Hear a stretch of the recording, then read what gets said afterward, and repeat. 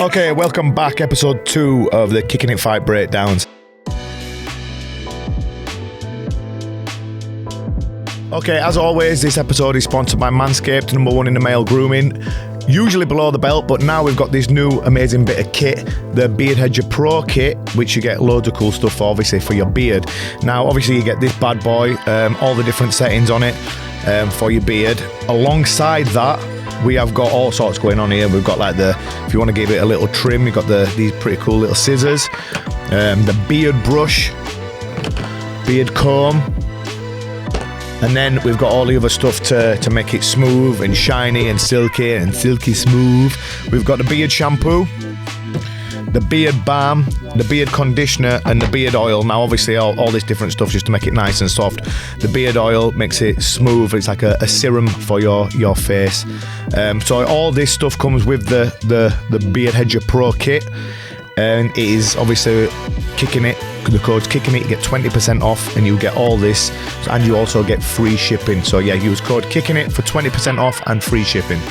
Okay, this episode we're going to be breaking down. A lot of people have asked for this fight, the Muangthai fight. It won Fight of the Year in 2022. Obviously, I got myself a big bonus from it. It went viral all over the internet. I got knocked down twice, got up, knocked him down 3 times. It was just absolute fucking carnage. A lot of people were saying it was the greatest round they've ever seen in combat sports, so especially the greatest opening round. I knew it was going to be a tough fight, and I knew what Muangthai was going to do. I just didn't know it was going to be as fucking ridiculous as this. I knew Muangthai was only going to walk forward. His nickname's the elbow zombie. He comes forward, he shuts the range down, he likes to get close to you to try and get his best weapon off, which is obviously his elbow. Now, I knew for him to do this, he was going to have to walk through all my best weapons, which obviously my punches, my leg kicks, etc. What I didn't anticipate at the time was how good he would be at shutting the range down. Obviously, he's had 200 plus fights. Fighter of the Year 2017, I think he wore, or something like that. Company champion, very, very decorated, very highly decorated.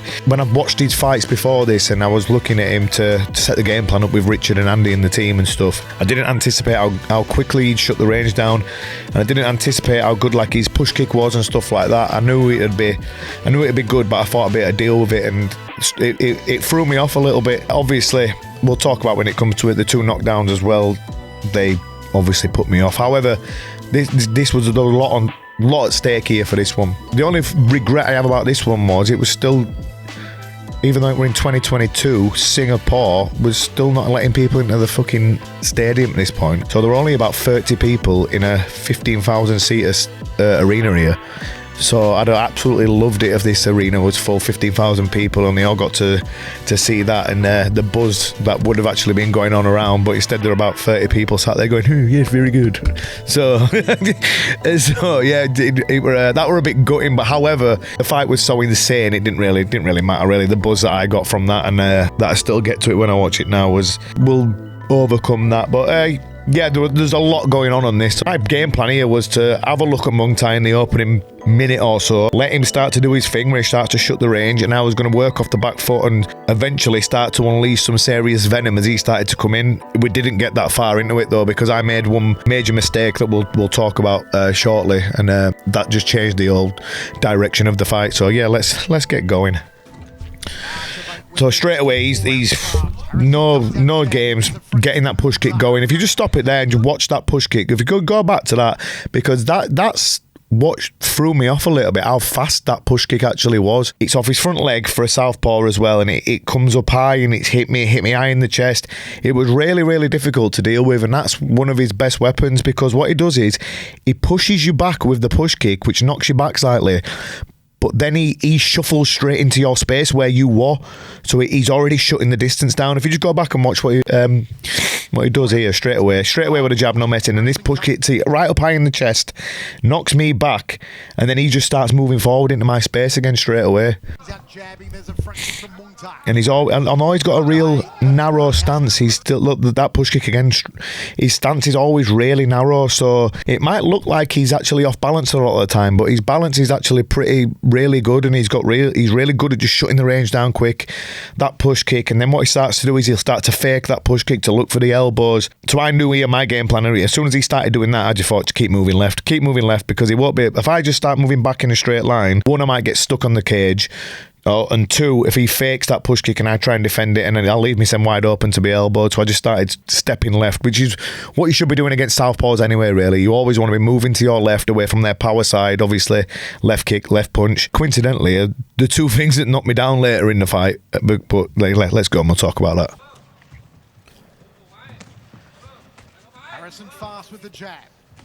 But again, that push kick's really, it didn't hurt or anything like that. Just really, I knew this was going to happen though.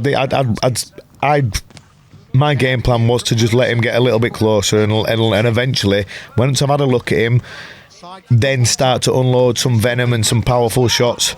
If you just pull that back. So this is what's going to set up how I get knocked down at the first. So as he steps into kick to the body, I knew there were going to be a lot of left body kicks coming, so I knew there'd be a lot of chances to catch and sweep, which is, again, you'll see me do this in a lot of my fights. As he steps in, the left punch, left kick, there, I just step out, catch, sweep, basic technique. I use it a lot. Obviously, when I've done this now, what Muangthai starts to do is he starts to take the kick up a little bit higher, and that's what actually caused one of the first knockdowns. We'll get to that in a second when it comes here. If you just pause that. If you watch Muangthai's last fight as well against Nico, he was getting swept a lot in that fight. But again, Nico's a lot bigger than me and a lot taller, and he was finding it difficult to get the kick up high any higher. If he'd have kept kicking at that same level to me there, I'd loved that. I'd have been able to catch and defend all night long. But obviously he's smart. At a lot of fights, he starts taking it up high in it after this. So yeah, if you just play him, we'll go again.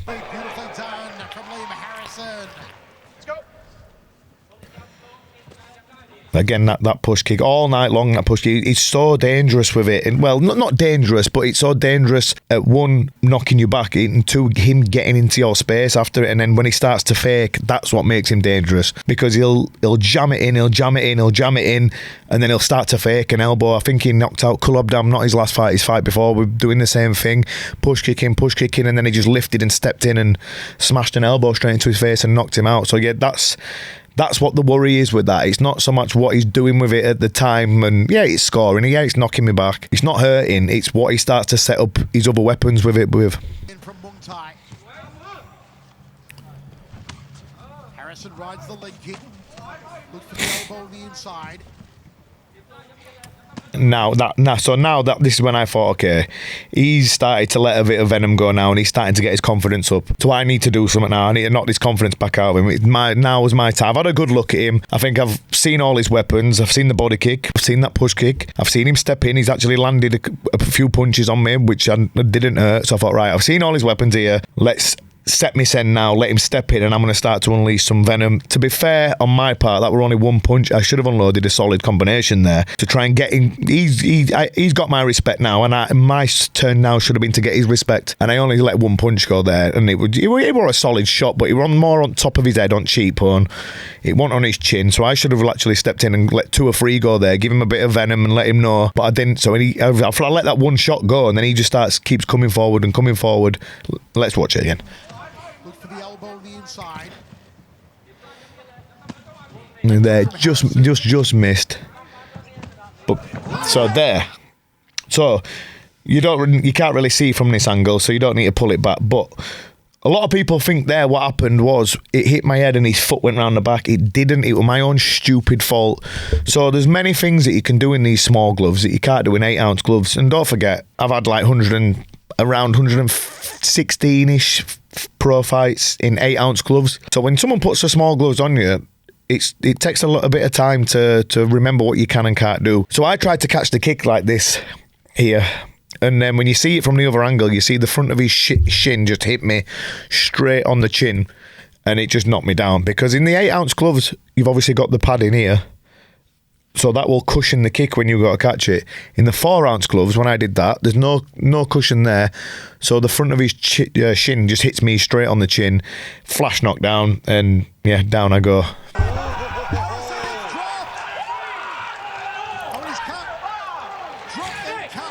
Told you got paper skin as well. I had no idea what even cut me there.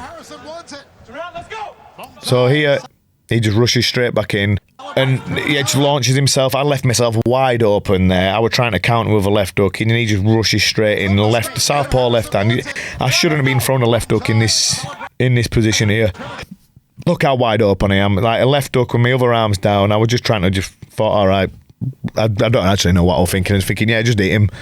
And that failed miserably. That was a solid shot, to be fair. But yeah, now I'm just thinking, right, one more knockdown and I'm done.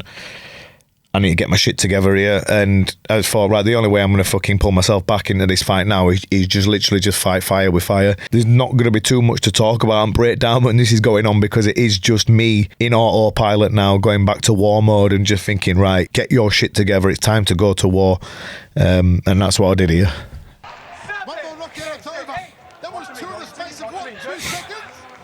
While this is happening, I had to make sure my hands were tight, because obviously he's looking for that head kick again.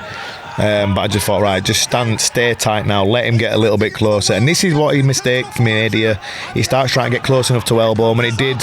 That's when I countered with that right hand. And that right hand was an absolute rocket, to be fair, and it would have knocked most people flat out. But obviously Muangthai is very, very tough. He's renowned for having a solid chin. So yeah, that changed the whole momentum of the fight. But yeah, he made his own mistake here by trying to get too close. He starts trying to elbow. Look, obviously, when he does that, he starts to leave himself open, and all it takes is a little slip off me off his left hand. There, just move out of the way of his left hand, and I've got my own gap there to come back on my right. And it nearly took his head straight off his shoulders. That it was an absolute bomb, and to be fair, he did well to get back up.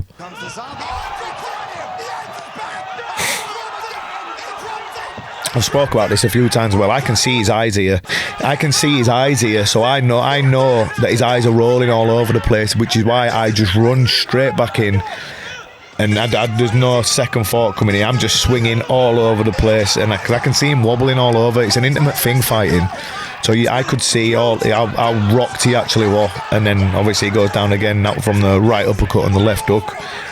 And it's this point, it's two apiece here, and I could hear Richard in the corner screaming at me to calm down. I could also hear John, when I looked across, telling me to finish him. Now, no matter what anyone was shouting from the outside, I'd already made my own mind up at this point. I was running back in and just swinging for the hills and trying to get rid of him, because, yeah, although it was 2-2, if I'd have let the round finish and played it safe, he might have come back out stronger, he might have recovered, and you never know what could have happened. So I think it was quite ridiculous to try and tell me to cat him down at this point, because my head had totally gone, and I'd made my choice. I was going to literally run at him and try and just punch his head in.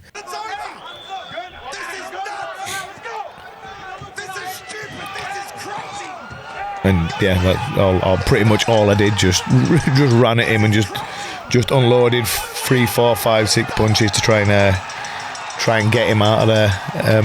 You can actually hear quite a lot of noise coming from around. I think that were mostly all the one officials who couldn't believe what they just actually watched, which was pretty cool. When I watched it back as well, you can see them all jumping around. Even all the officials are jumping out of the chairs.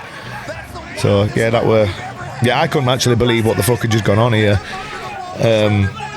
So yeah, that were it. Basically, how the story goes is all technique went out the window, and I just swung for the hills, and yeah, I won.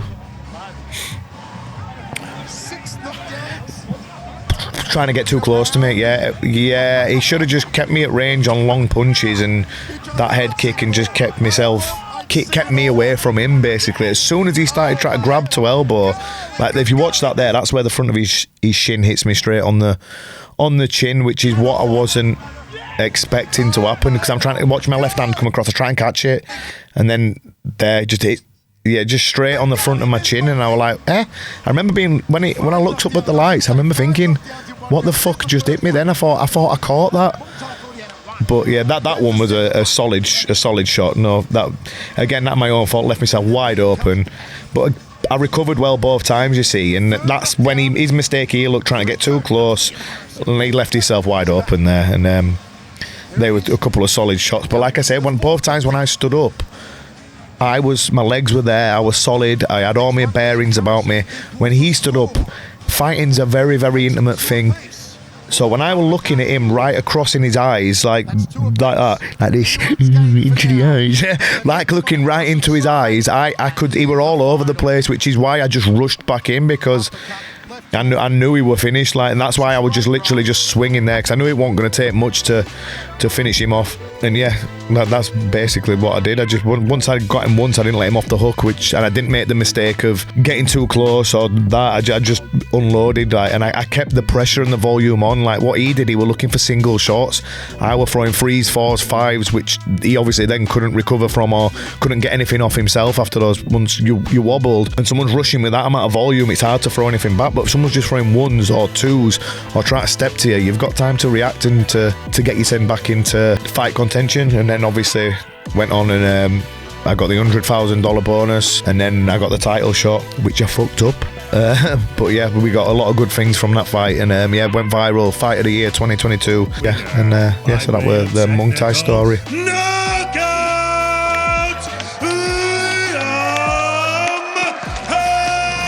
Okay guys, thanks again for watching. I hope you enjoyed that. Any other fights that you want to see us break down, drop them in the comments below and we will see what we can do.